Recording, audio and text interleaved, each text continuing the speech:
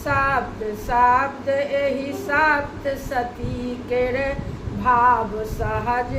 जीवन केर साध अछि संजीवनी मोक्षदायनी भरल चेतना नित्य निर्बाध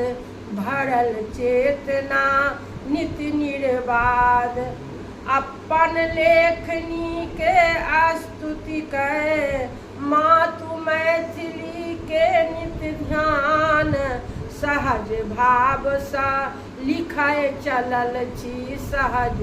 भाव सा लिखय चलल छी पुत्र सजल निश्चल आज्ञान पुत्र सजल निश्चल आज्ञान सहज भाव सा लिखय चलल छी पुत्र सजल निश्चल आज्ञान